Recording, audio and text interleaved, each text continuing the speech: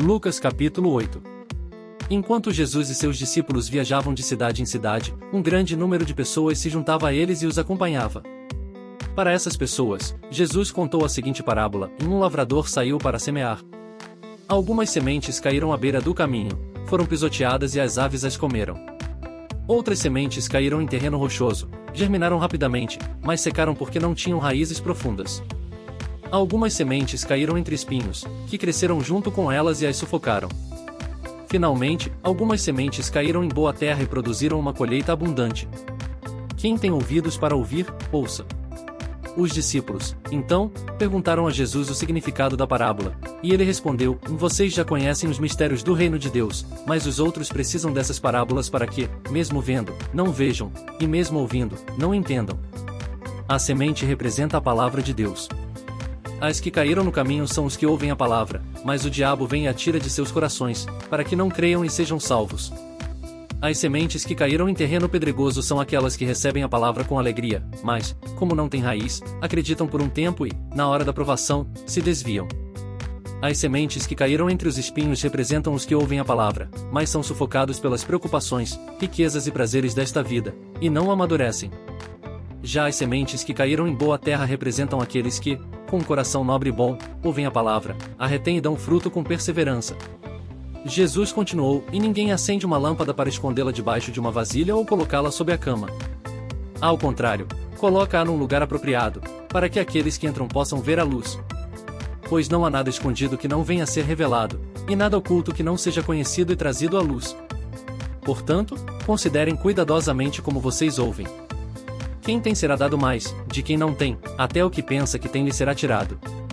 Enquanto Jesus falava, sua mãe e seus irmãos vieram vê-lo, mas não conseguiam se aproximar por causa da multidão. Alguém avisou: sua mãe e seus irmãos estão lá fora e querem vê-lo. Jesus respondeu: minha mãe e meus irmãos são aqueles que ouvem a palavra de Deus e a praticam. Certo dia, Jesus e seus discípulos entraram em um barco e ele disse: vamos atravessar para o outro lado do lago. Enquanto navegavam, Jesus adormeceu. De repente, uma violenta tempestade se abateu sobre o lago, e o barco começou a encher-se de água, colocando-os em perigo. Os discípulos foram acordar Jesus, dizendo: Mestre, mestre, vamos morrer. Jesus se levantou, repreendeu o vento e as ondas, e tudo se acalmou. Então, ele perguntou aos discípulos: onde está a sua fé? Cheios de medo e espanto, eles se perguntavam: quem é este, que até os ventos e as águas lhe obedecem?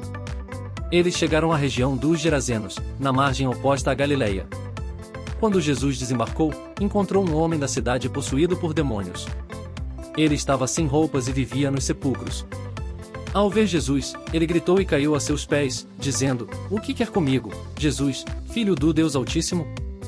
Não me atormente. Jesus havia ordenado que o espírito maligno saísse do homem. Muitas vezes, o demônio o havia dominado, e mesmo quando ele era acorrentado, quebrava as correntes e era levado pelo demônio a lugares solitários. Jesus perguntou ao homem: qual é o seu nome? Ele respondeu: Legião, porque muitos demônios haviam entrado nele.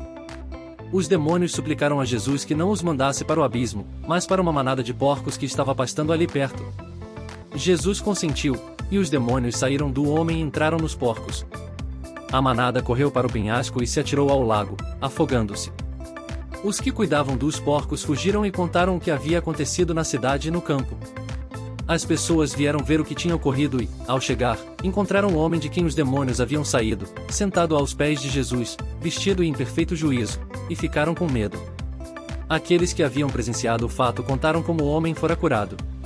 Então, todos os moradores da região dos Gerásenos pediram a Jesus que saísse, pois estavam tomados de grande medo.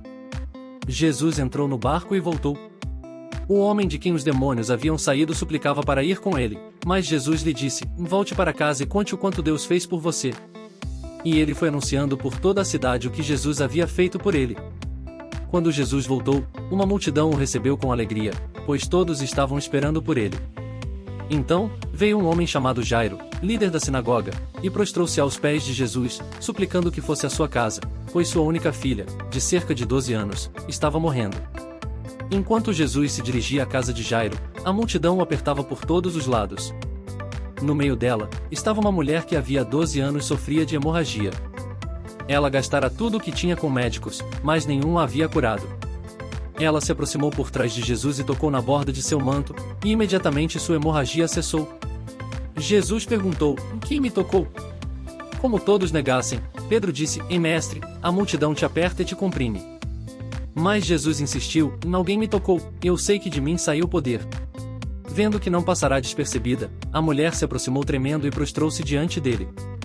Na presença de todo o povo, contou por que o havia tocado e como fora instantaneamente curada. Então, ele lhe disse: filha, a sua fé a curou.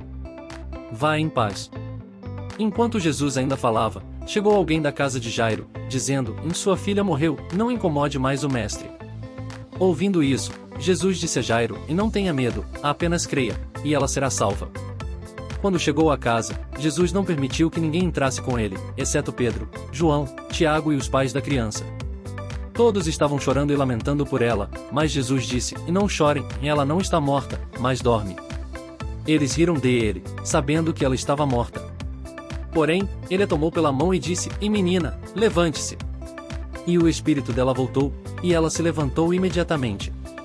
Jesus mandou que dessem algo para ela comer, e seus pais ficaram maravilhados, mas ele lhes ordenou que não contassem a ninguém o que havia acontecido. Levantou-se, respirou de novo.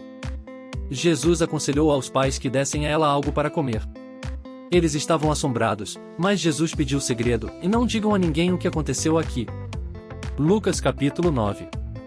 Jesus convocou os 12 e deu a eles autoridade e poder sobre os demônios e as doenças. Ele os chamou para pregar as boas notícias do reino de Deus e curar os doentes. Ele os aconselhou: não pensem que precisarão de muito equipamento para cumprir a missão. Sejam simples, vocês são o equipamento. Nada de hospedagem de luxo, hospedem-se em lugares simples e contentem-se com isso. Se não forem bem recebidos, deixem a cidade. Não façam cena, apenas deem de ombros e continuem o caminho. Eles viajaram de cidade em cidade, anunciando as últimas notícias da parte de Deus, a mensagem, e curando pessoas por onde passavam. Quando tomou conhecimento desses fatos, o rei Herodes não sabia o que pensar. Alguns diziam que João havia voltado dos mortos, outros, que Elias estava de volta, outros ainda, que algum profeta dos tempos antigos reaparecera. Curioso, Herodes procurava uma oportunidade para ver Jesus em ação. Os apóstolos voltaram e deram um relatório do que fizeram. Jesus levou-os para outro lugar, perto da cidade de Betsaida, mas o povo descobriu e foi logo atrás deles. Jesus recebeu todos com bondade, ensinou-lhes mais algumas coisas a respeito do reino de Deus e curou os que precisavam de cura. Estava quase anoitecendo, e os 12 disseram a Jesus: estamos no meio do nada, despeça a multidão para que eles possam ir às fazendas e às cidades ao redor procurar um lugar para dormir e algo para comer. Jesus disse: vocês vão dar comida a eles. Eles reagiram: tudo o que temos são 5 pães e 2 peixes. A não ser que tenhamos dinheiro para ir à cidade comprar pão para toda essa gente. Havia mais de 5.000 pessoas ali. Jesus insistiu e orientou seus discípulos: mandem que se sentem em grupos de 50. Eles obedeceram, e logo todos estavam acomodados. Jesus tomou os 5 pães e os 2 peixes, olhou para o céu, orou, abençoou o pão, partiu e entregou aos discípulos junto com o peixe para que fosse distribuído à multidão. Depois que todos comeram até ficar satisfeitos, foram recolhidos 12 cestos de sobras. Certa vez, Jesus estava orando, e seus discípulos estavam por perto. Ele perguntou: o que o povo anda dizendo a meu respeito? Eles responderam: João Batista, outros dizem que és Elias, outros ainda dizem que és um dos profetas do tempo antigo reaparecido. Ele insistiu: e vocês, o que dizem de mim? Quem sou eu? Pedro respondeu: tu és o Cristo de Deus. Jesus pediu segredo a respeito disso, eles não deveriam repetir para ninguém a declaração de Pedro. E acrescentou: o Filho do Homem terá de passar por sofrimento, ele será julgado e condenado pelos líderes judaicos, ele será morto, mas ressuscitará no 3º dia. Falou também do que os aguardava: em quem quiser seguir-me, tem de aceitar minha liderança. Quem está na garupa não pega na rédea, eu estou no comando. Não fujam do sofrimento, abracem-no e sigam-me. Mostrarei a vocês como agir. Autoajuda não é ajuda de jeito nenhum, os autos sacrifício é o meu caminho, para que vocês descubram sua verdadeira identidade. Qual é a vantagem de conquistar tudo o que se deseja, mas perder a si mesmo? Se algum de vocês tiver vergonha de mim e do caminho pelo qual os conduzo, o Filho do Homem irá envergonhar-se de vocês quando voltar em sua glória com o Pai e os santos anjos. Cerca de 8 dias depois, Jesus subiu ao monte para orar e levou consigo Pedro, João e Tiago. Enquanto orava, a aparência de seu rosto mudou, e suas roupas ficaram brancas a ponto de ofuscar a vista. 2 homens apareceram para conversar com ele, eram Moisés e Elias, que apareceram gloriosos. Eles falavam a respeito da partida de Jesus para Jerusalém. Enquanto isso, Pedro e os demais haviam caído no sono. Quando acordaram, esfregando os olhos, viram Jesus em sua glória, junto com Moisés e Elias. Depois que Moisés e Elias se despediram, Pedro disse a Jesus: Senhor, esse é um momento sublime. Vamos construir 3 memoriais, um para ti, um para Moisés e outro para Elias. Ele falava sem pensar. Nesse instante, uma nuvem brilhante os envolveu. Dentro da nuvem, todos tiveram profunda consciência da presença de Deus. Lá dentro, ouviram uma voz: Esse é meu filho, marcado pelo meu amor. Ouçam-no. Quando a voz cessou, viram Jesus sozinho. Por um bom tempo, ficaram em silêncio, nem mesmo entre si comentaram o que tinham visto. No dia seguinte, quando desceram do monte, uma grande multidão os aguardava. Então, um homem gritou do meio do povo: Mestre, por favor, estou suplicando pelo meu filho, meu único filho. Um espírito costuma se apoderar dele, ele começa a gritar, tem convulsões, fica babando e perde a cor. Pedi aos teus discípulos que o libertassem, mas não puderam. Jesus suspirou: Em mais que geração! Vocês não conhecem Deus? Até quando vou ter de aguentar esse tipo de coisa? Quantas vezes ainda vou ter de passar por isso? Traga seu filho aqui. Enquanto o menino era trazido, o demônio o derrubou no chão com fortes convulsões. Jesus ordenou ao espírito imundo que saísse, curou o menino e o entregou ao Pai. O povo ficou perplexo e maravilhado diante da majestosa grandeza de Deus. Os discípulos permaneceram ali, ainda não recuperados do assombro diante de tudo que Jesus havia realizado. O Filho do Homem está para ser traído por gente que não quer nada com Deus. Eles não sabiam do que ele estava falando, era como se ele falasse uma língua desconhecida, e mesmo sem entender nada, tinham vergonha de perguntar o que ele estava querendo dizer. Começaram então a discutir sobre quem deles era o maior. Quando Jesus percebeu a importância que davam a isso, colocou uma criança ao seu lado e declarou: Quem recebe uma dessas crianças como eu estou fazendo, também me recebe, e quem me recebe, está recebendo aquele que me enviou. Você se torna grande pelo que aceita, não pela opinião que consegue impor. É o espírito de vocês, não a grandeza, que faz a diferença. Então João disse a Jesus: Vimos um homem expulsando demônios em teu nome, mas o impedimos porque ele não é do nosso grupo. Jesus reprovou: E não impeçam, se ele não é inimigo, está do nosso lado. A hora de sua ascensão se aproximava. Numa atitude corajosa, Jesus decidiu ir para Jerusalém e enviou alguns mensageiros a uma cidade samaritana a fim de fazer preparativos para a viagem. Mas quando os samaritanos souberam que o destino dele era Jerusalém, recusaram-se a recebê-lo. Quando ficaram sabendo disso, Tiago e João disseram: Mestre, queres que ordenemos que desça fogo do céu para destruí-los? Jesus e seus discípulos, em lições e desafios. Jesus perguntou aos discípulos se eles queriam invocar um raio do céu para destruir os samaritanos, mas ele os repreendeu, dizendo que não era essa a atitude correta. Então, seguiram para outra cidade. No caminho, alguém pediu permissão para seguir Jesus. Ele foi claro e direto: Você está realmente pronto para me seguir? Saiba que não costumamos ficar em boas hospedagens. A outro, Jesus disse: Siga-me. Mas o homem respondeu que precisava de alguns dias para enterrar seu pai. Jesus então afirmou: As coisas mais importantes vêm primeiro. A prioridade é a vida, não a morte. A vida é urgente, anuncie o reino de Deus. Outro declarou que estava pronto para seguir Jesus, mas primeiro precisava resolver as coisas em casa. Jesus reagiu: nada de olhar para trás. Ninguém pode deixar o reino de Deus para amanhã, a oportunidade é para hoje. Lucas capítulo 10. A missão dos 70 discípulos. Depois disso, o Senhor selecionou 70 discípulos e os enviou em duplas a todas as cidades e lugares que pretendia visitar. Ele destacou a seriedade da tarefa em uma colheita tão grande e tão poucos trabalhadores. Portanto, peçam ao Deus da colheita que envie mais trabalhadores. Vocês podem ir, mas sejam cautelosos, pois o trabalho é perigoso. Vocês serão como cordeiros no meio de lobos. Jesus instruiu-os a levarem pouca coisa, apenas o mínimo necessário, sem bagagem extra, e a não perderem tempo com conversas longas pelo caminho. Ao entrarem numa casa, deveriam cumprimentar a família com paz. Se a saudação fosse recebida, era um bom lugar para ficar; caso contrário, deveriam pegar a paz de volta e sair. Jesus também os aconselhou a não forçarem nenhuma situação e a se hospedarem numa casa onde pudessem fazer suas refeições, pois o trabalhador merece ser bem tratado. Se não fossem bem recebidos numa cidade, deveriam sair às ruas e dizer: a única coisa que ganhamos aqui foi a poeira das sandálias, e nós a devolvemos. Vocês sabiam que o reino de Deus estava bem diante de vocês. Jesus acrescentou que, no dia do juízo, Sodoma receberia um tratamento melhor do que a cidade que os rejeitasse. O triunfo sobre o mal. Quando os 70 discípulos retornaram, cheios de alegria, disseram: Senhor, até os demônios se submetem por causa do teu nome. Jesus respondeu: eu sei, vi a queda de Satanás, parecendo um raio caindo do céu.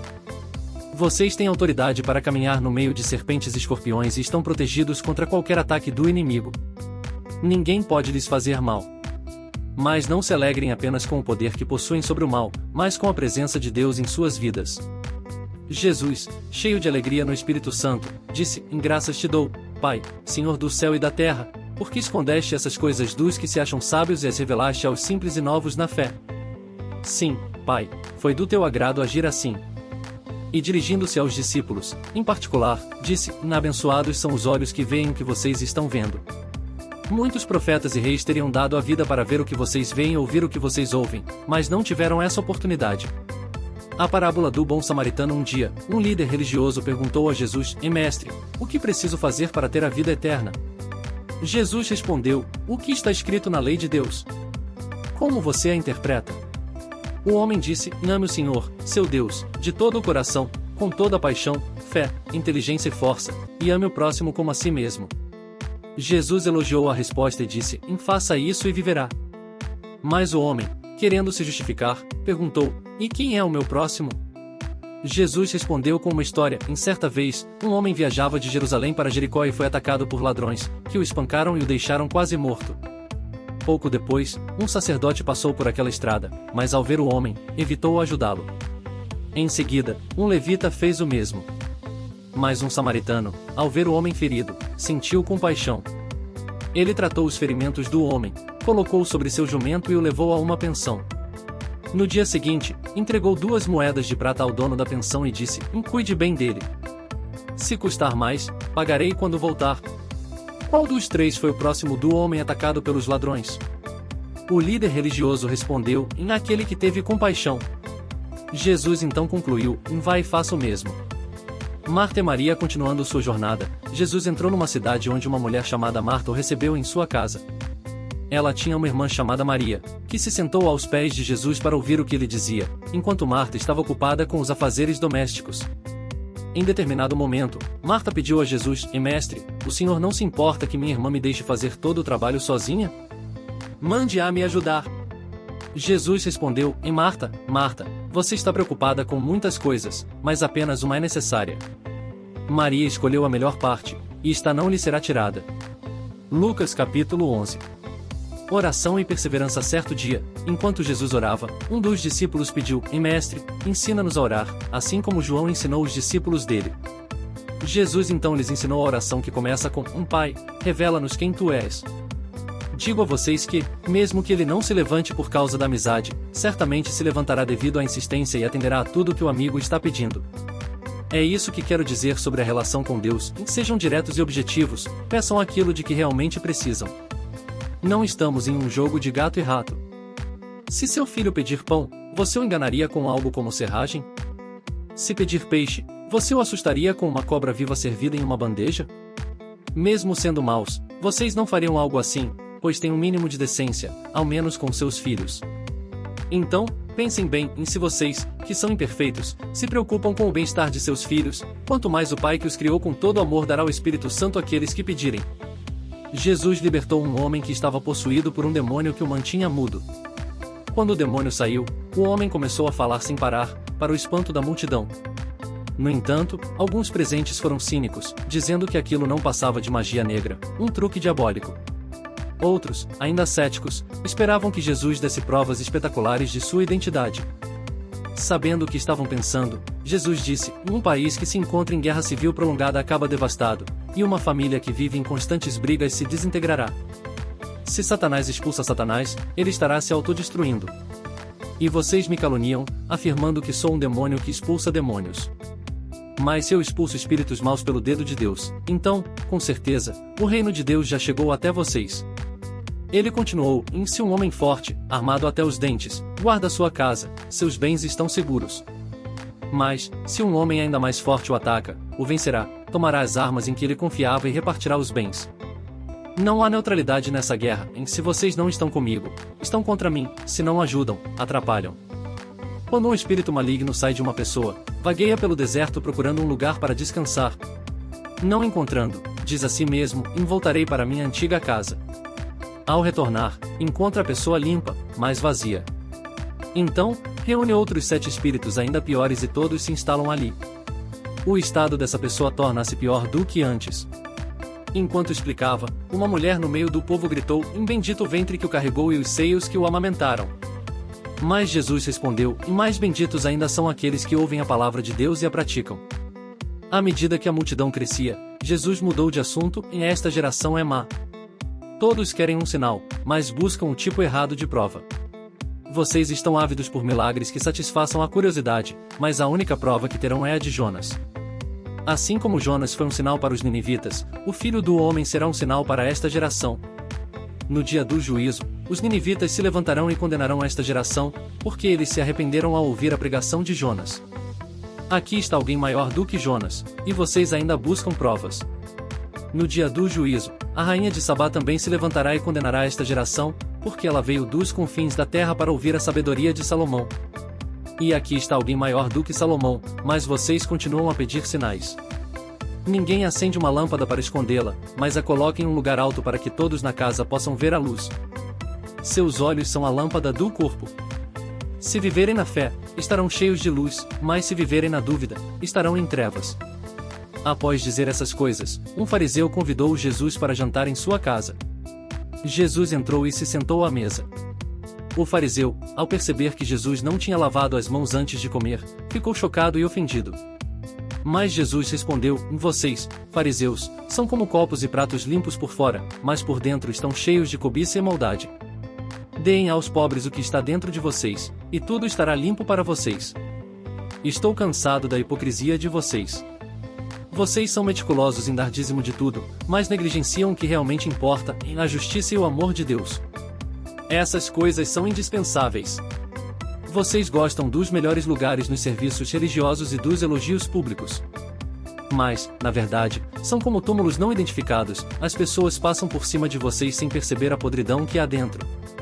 Um especialista na lei, ao ouvir isso, disse: mestre, ao falar assim, o Senhor também nos insulta. Jesus respondeu: sim, e vocês ainda mais. Vocês sobrecarregam as pessoas com regras e regulamentos, mas não levantam um dedo para ajudá-las. Vocês constroem túmulos para os profetas que seus antepassados mataram, mas, ao fazer isso, estão confirmando que aprovam as ações deles. A sabedoria de Deus disse: eu enviarei profetas e apóstolos, alguns eles matarão e outros expulsarão. Portanto, esta geração será responsabilizada por todo o sangue justo derramado desde o início do mundo, desde o sangue de Abel até o de Zacarias, que foi morto entre o altar e o santuário. Depois de deixar a mesa, os fariseus e especialistas na lei ficaram furiosos, procurando uma maneira de apanhá-lo em alguma de suas palavras. Lucas capítulo 12. Nesse momento, milhares de pessoas se reuniram ao redor de Jesus, a ponto de se pisotearem uns aos outros. Mas sua maior preocupação era com os discípulos, a quem alertou: cuidado com o fermento dos fariseus, que é a hipocrisia. Não há nada escondido que não venha a ser revelado, nem oculto que não venha a ser conhecido. Tudo o que vocês disseram no escuro será ouvido à luz do dia, e o que vocês sussurraram em segredo será proclamado dos telhados. Não se deixem levar pelo medo ou por palavras falsas. É verdade que eles podem tirar a vida de vocês, mas não têm poder sobre a alma. Deus é quem sustenta a vida, o corpo e a alma. Mesmo que 2 ou 3 passarinhos não valham muito, Deus cuida de cada um deles. Portanto, Ele se importa muito mais com vocês, a ponto de contar cada fio de cabelo na cabeça de cada um.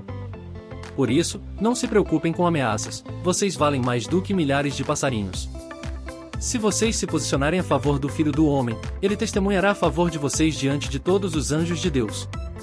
No entanto, se vocês negarem publicamente o Filho do Homem, Ele também os negará.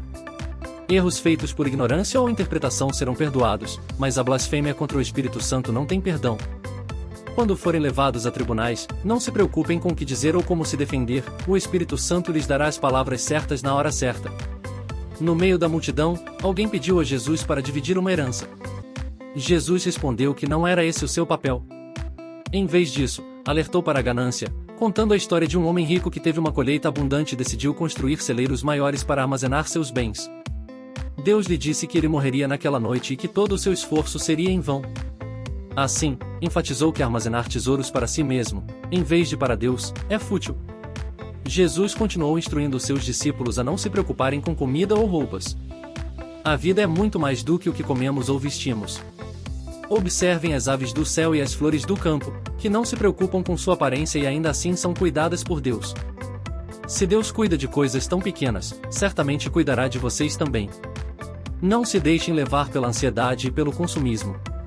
Em vez disso, confiem na provisão de Deus e busquem o seu reino. Se forem generosos e ajudarem os pobres, estarão investindo no reino de Deus, que é seguro e eterno. Estejam atentos e prontos, como se esperassem um patrão que pode chegar a qualquer momento. Aqueles que estiverem preparados e vigilantes serão bem-aventurados. Se o patrão soubesse que um ladrão viria, não deixaria a casa desprotegida. Portanto, não sejam descuidados. O Filho do Homem virá no momento em que menos esperam. Pedro perguntou se essas instruções eram apenas para os discípulos ou para todos. Jesus respondeu que um administrador fiel e sábio é aquele que cumpre sua tarefa de alimentar os trabalhadores no momento certo. Esse administrador será abençoado. No entanto, se um empregado começar a maltratar os colegas e desrespeitar o patrão, será punido severamente quando o patrão voltar. A responsabilidade aumenta conforme o cargo, e o conhecimento da vontade do patrão traz maior responsabilidade. Jesus disse que veio para acender um fogo na terra e desejava que já estivesse aceso. Ele veio para provocar mudanças, e em vez de trazer paz, causaria divisão em 3 contra 2 e 2 contra 3, pai contra filho e filho contra pai, mãe contra filha e filha contra mãe, sogra contra nora e nora contra sogra. Jesus se dirigiu à multidão, dizendo que, assim como eles sabem interpretar sinais do tempo, devem reconhecer os sinais da nova era que Deus está trazendo. Não é necessário ser um gênio para entender essas coisas. Jesus continuou a falar sobre a importância de discernir os sinais dos tempos. Ele criticou a falta de percepção das pessoas para os sinais que Deus está realizando. Assim como sabem prever o clima ao observar as nuvens e o vento, deveriam ser capazes de reconhecer a chegada do reino de Deus e as mudanças que estão ocorrendo. Ele advertiu sobre a necessidade de resolver rapidamente as disputas e conflitos antes que se tornem um problema maior. Usou a metáfora de um adversário que pode levar alguém ao tribunal, e a importância de chegar a um acordo antes que seja tarde demais.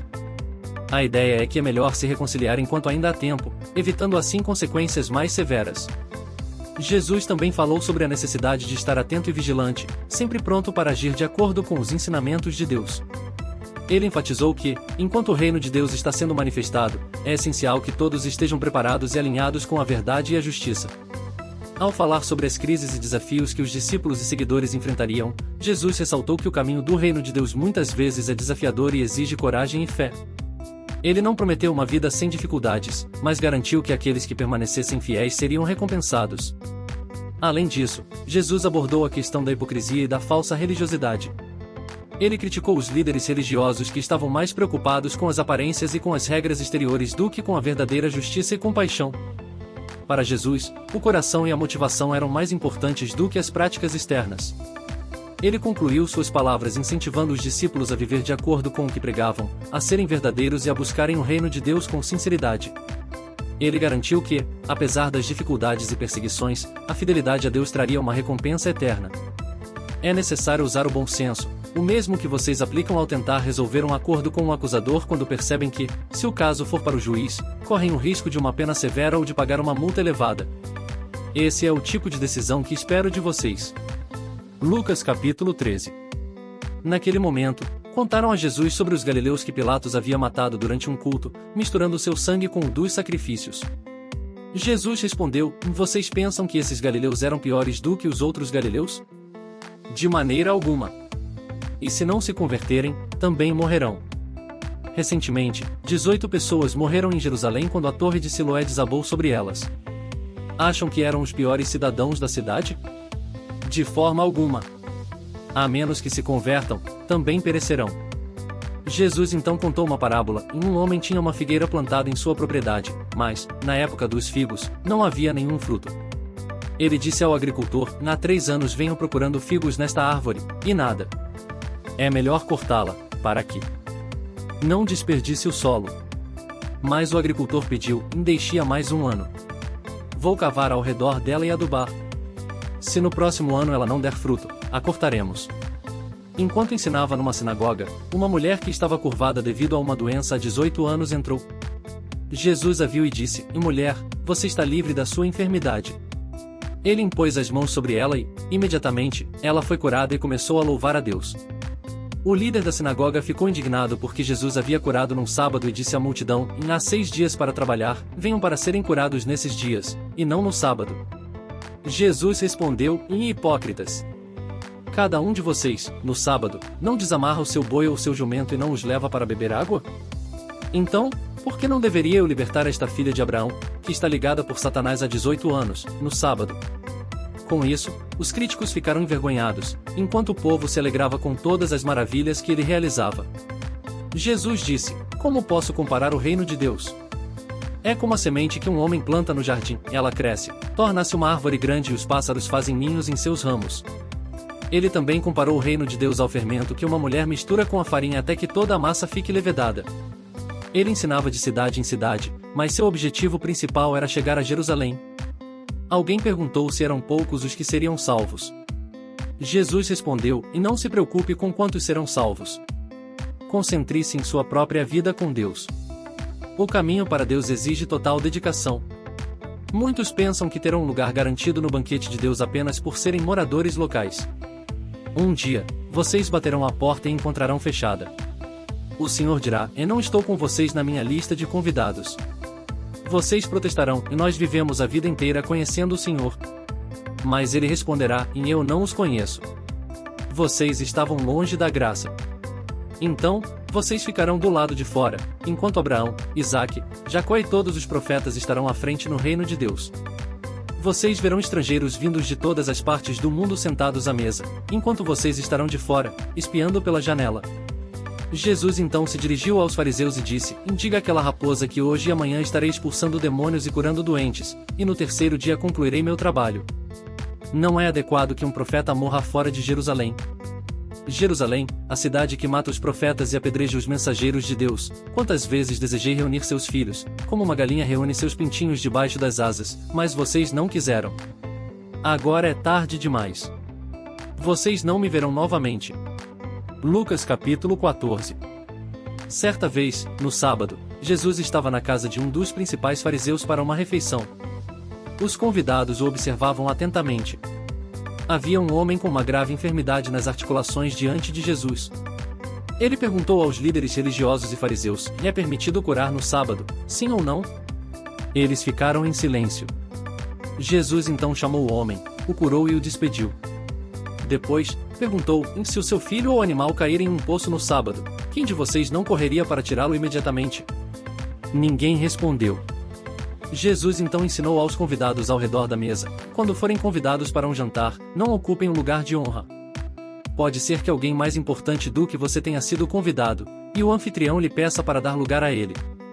Com isso, você será envergonhado e terá que ocupar o último lugar. Ao contrário, quando for convidado, sente-se no último lugar. Quando o anfitrião entrar, ele dirá: amigo, venha para frente e isso será uma honra para você na presença de todos os convidados. Ele também aconselhou o anfitrião: da próxima vez que der um jantar, não convide apenas amigos, parentes e vizinhos ricos que podem retribuir. Convide pessoas que não podem retribuir, os marginalizados, os excluídos. Você será abençoado, pois eles não podem pagar, mas a sua generosidade será recompensada na ressurreição dos justos. Jesus concordou com a exaltação do banquete no reino de Deus e disse: certa vez, um homem deu uma grande festa e convidou muitos. Quando chegou a hora do banquete, enviou seu servo para chamar os convidados. Mas eles começaram a dar desculpas. Um disse que havia comprado um campo e precisava ir vê-lo, outro disse que tinha comprado 5 juntas de bois e precisava testá-las, e um terceiro disse que havia se casado e não podia vir. O servo voltou e contou isso ao seu senhor, que ficou irritado e disse: vá rapidamente pelas ruas e becos da cidade e traga os pobres, os aleijados, os cegos e os mancos. O servo fez isso, mas ainda havia lugar. Então, o Senhor disse: vá pelas estradas e valados e force-os a vir, para que minha casa fique cheia. Pois eu lhes digo que nenhum daqueles que foram convidados provará do meu banquete. Durante o jantar, o anfitrião enviou um servo para avisar que a refeição estava pronta. No entanto, de forma surpreendente, cada convidado começou a apresentar desculpas uma após a outra. O primeiro disse: comprei um terreno e preciso ir vê-lo. Peço desculpas por isso. O segundo disse: adquiri 5 juntas de bois e preciso testá-las. Sinto muito. Outro disse: acabei de me casar e preciso estar com minha esposa. O servo voltou e relatou ao senhor o que havia ocorrido. O anfitrião ficou tão irritado que ordenou ao servo: vá rapidamente às ruas e becos da cidade. Traga todos que precisem de uma boa refeição, todos os desajustados, os sem-teto e os necessitados que puder encontrar, e traga-os aqui. O servo fez como foi mandado, mas ainda havia lugares vazios. Então o homem ordenou: vá para as periferias e traga qualquer pessoa que encontrar. Quero a casa cheia. E digo mais: nenhum daqueles que receberam o convite original participará da minha festa. Um dia, enquanto estava com uma grande multidão, Jesus declarou: quem quiser me seguir deve renunciar a pai, mãe, marido, esposa, filhos, irmãos e irmãs, sim, até mesmo a si mesmo. Caso contrário, não pode ser meu discípulo. Ele então fez uma comparação: qual de vocês, ao começar a construir uma casa, não se senta primeiro para calcular o custo, para ver se tem o suficiente para terminar? Se começar apenas os alicerces e ficar sem dinheiro, todos que passarem por ali vão zombar e dizer: olhem, ele começou a construir e não pôde terminar. Imaginem um rei indo à guerra contra outro rei sem primeiro avaliar se pode vencer com seus 10.000 soldados. Se descobrir que não pode, preferirá enviar um emissário para negociar uma trégua. Da mesma forma, se não estiver disposto a renunciar a tudo o que considera importante, sejam bens ou pessoas, não está preparado para me seguir.